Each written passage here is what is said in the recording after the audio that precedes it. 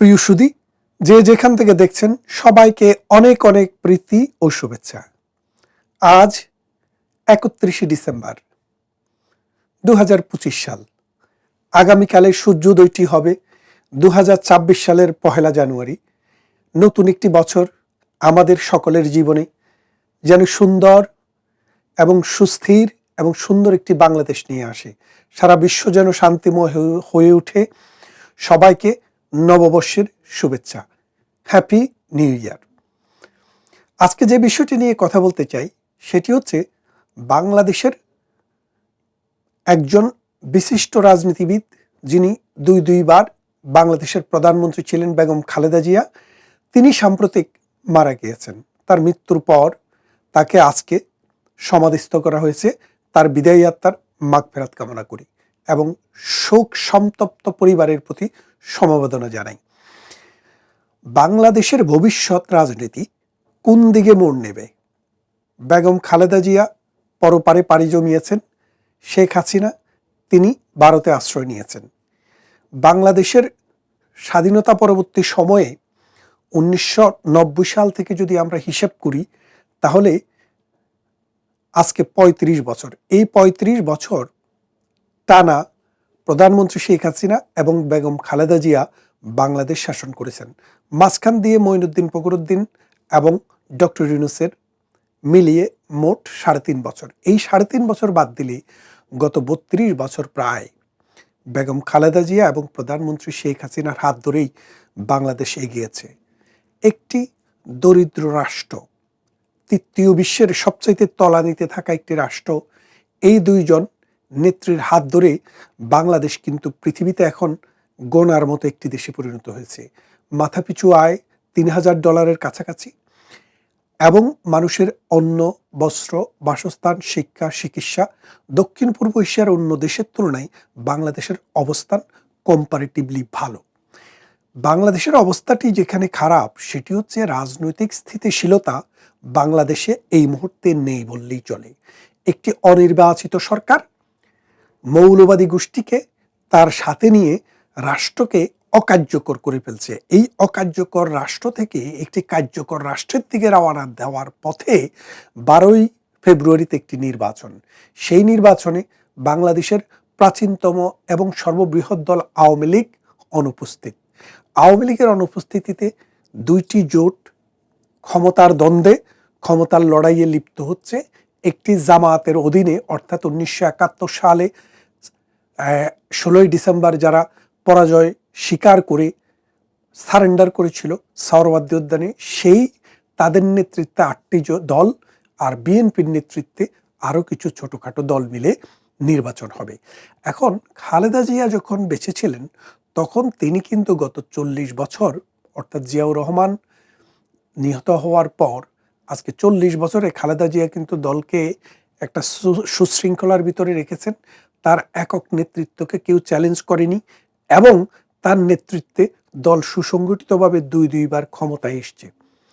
যদিও গত 17 বছর তারা ক্ষমতার বাইরে, কিন্তু খালেদা জিয়া জেলখানার ভিতরে থেকেও নেতৃত্ব দিয়েছেন, জেলের বাইরে থেকেও নেতৃত্ব দিয়েছেন। এখন খালেদা জিয়ার অ্যাবসেন্সে তার ছেলে তারেক রহমান সেই নেতৃত্বটি দিতে পারবেন কিনা, তার নেতৃত্বের সেই যোগ্যতা আছে কিনা এবং তিনি কতটা সফল হবেন দলকে এই এককভাবে ডিল করার জন্য, এখন এইটা দেখার ব্যাপার। আপনারা যদি দেখেন যে আমরা সাধারণত কারো অভিজ্ঞতা থেকে আমরা ভবিষ্যৎ সম্পর্কে বলি তার কর্মকাণ্ড দেখে।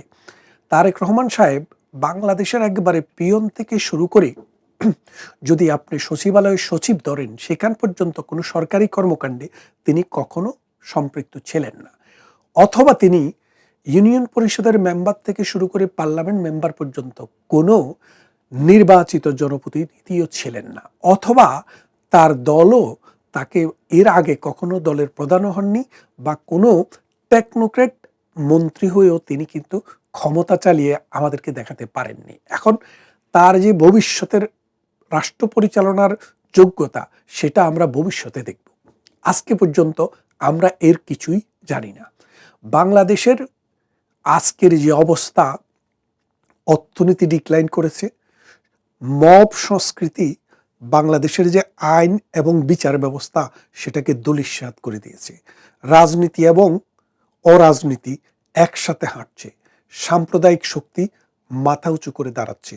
১৯৭১ সালের যে পরাজিত শক্তি বাংলাদেশের বিরুদ্ধে যাদের অবস্থান ছিল, যারা লক্ষ লক্ষ মানুষকে হত্যা, ধর্ষণ এবং দেশান্তরিতকরণের সাথে জড়িত, তারা আজ আস্ফালন করছে। তারা বিএনপিকে চ্যালেঞ্জ করছে। আওয়ামী লীগ না থাকার কারণে জামায়াতে ইসলামী ধরেই নিয়েছে ইতিহাসে তারা প্রথম ক্ষমতার স্বাদ গ্রহণ করার খুব কাছাকাছি, যার কারণে তারা খুবই ডেসপারেট। মানুষ মরল, সম্পদ নষ্ট হলো, দেশ ধ্বংস হয়ে গেল, এটা তাদের কোনো বিবেচ্য বিষয় নয়। অন্যদিকে বিএনপি ৩-৪বার রাষ্ট্র পরিচালনায় অংশগ্রহণ করেছে। রাষ্ট্রের প্রধান ছিলেন বিএনপির প্রধান জিয়াউর রহমান, প্রেসিডেন্ট ছিলেন, খালেদা জিয়া প্রধানমন্ত্রী ছিলেন।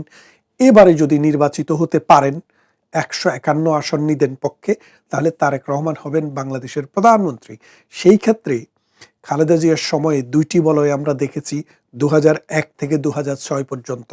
একটি হাওয়া ভবন কেন্দ্রিক বাইয়া গ্রুপ, আরেকটি এই খালেদা জিয়ার খালেদা জিয়ার এই পল্টন কেন্দ্রিক, সেটি হচ্ছে খালেদা জিয়া কেন্দ্রিক গ্রুপ, ম্যাডাম গ্রুপ। এখন এই ম্যাডাম গ্রুপ এবং বাইয়া গ্রুপের যে দ্বন্দ্ব, সেটি আপাতত শেষ, কারণ খালেদা জিয়ার বিদায়ের পর সেই ২টি গ্রুপ এখন আর নেই। এখন একটা গ্রুপ।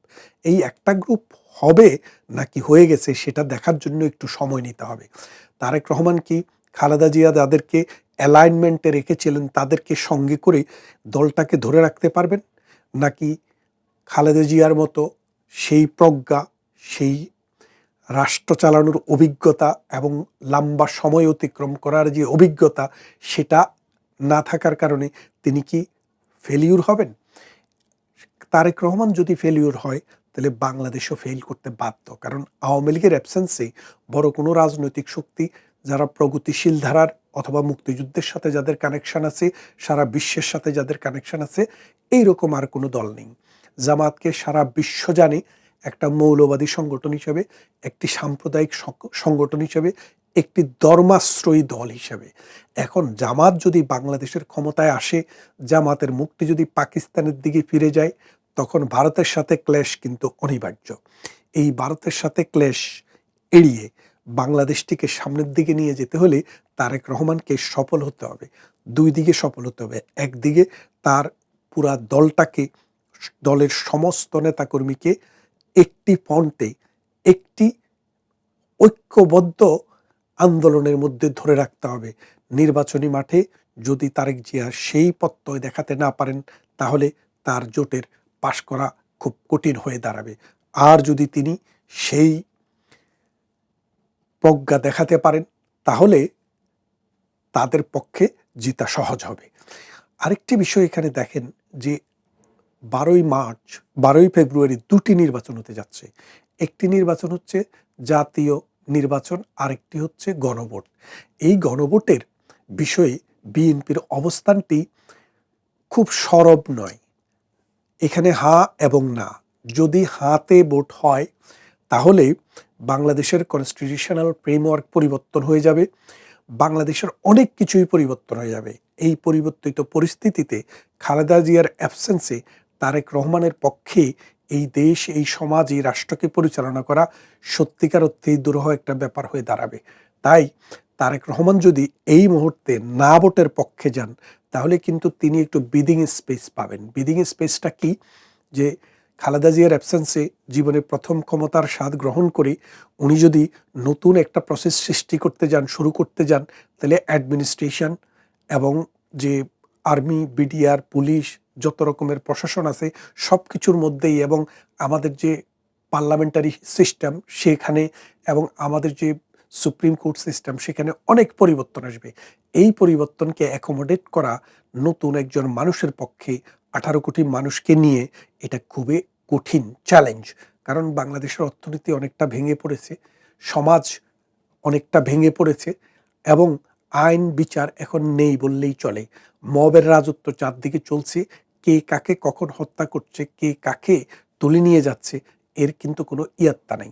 এমন অবস্থায় বিএনপি যদি এবার এই সিদ্ধান্তটি গ্রহণ করে যে আমরা নাতে ভোট দেব, তাহলে অন্তত একটা সার্টেন টাইম তারেক রহমান পাবেন, যাতে করে তিনি নিজেকে গুছিয়ে নিতে পারেন, অ্যাডমিনিস্ট্রেশনটাকে কন্ট্রোলে নিতে পারেন, পার্টির কন্ট্রোলটা নিতে পারেন, এবং বিরোধী যারা থাকবে তাদেরকেও একটা মানে নিয়ন্ত্রণের মধ্যে রাখতে পারেন। নিয়ন্ত্রণ বলতে আমি যেটাকে বোঝাচ্ছি যে উচ্ছৃঙ্খলতা থেকে নিয়ন্ত্রণ। এই অবস্থায় যদি তিনি হা ভোট দিকে যান, তাহলে তার জন্য চ্যালেঞ্জ দুইটি।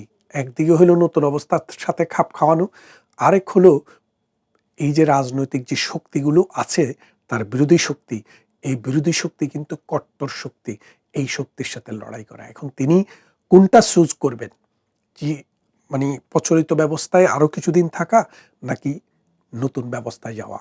এখন বিএনপির যে পুরানা নেতারা আছেন, আগের যেসব নেতৃত্ব রয়েছেন, তাদের সাথে বেগম খালেদা জিয়ার সম্পর্কটা, দূরত্বটা কম ছিল, তারেক রহমানের সাথে তাদের দূরত্ব অনেক বেশি ছিল। তাদের সাথে এখন তারেক রহমানের সম্পর্কটার মেকানিজমটা, কেমিস্ট্রিটা কীরকম হয়, সেটাও একটা বিষয় আমাদেরকে দেখতে হবে।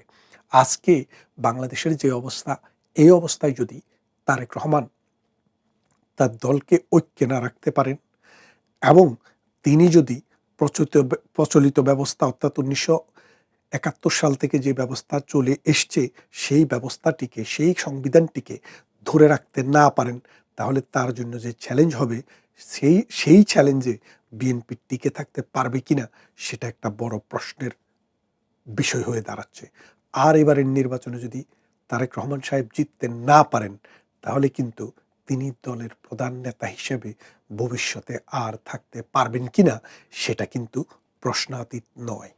তাই আমি বলবো তারেক রহমানকে এখন বুদ্ধিদীপ্তভাবে দলের সিনিয়র নেতাদের সাথে, বাংলাদেশের কনস্টিটিউশনাল ফ্রেমওয়ার্কের সাথে, ৭১-এর যে মহান মুক্তিযুদ্ধের আত্মত্যাগ, সেই স্পিরিটের সাথে একাত্ম হয়ে কাজ করতে হবে।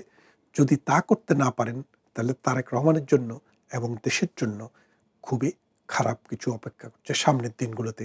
কিন্তু আমরা চাই দেশ ভালোর দিকে যাক, সুস্থতার দিকে যাক, গণতন্ত্র এবং মানবিক মূল্যবোধ বাংলাদেশে প্রতিষ্ঠা হোক, rule of law, basis of civilization, সেই রুল অফ লটি ফিরে আসুক, মবের পরাজয় ঘটুক। ভালো থাকবেন। কথা হবে অন্য কোনো ভিডিওতে, অন্য কোনো দিন।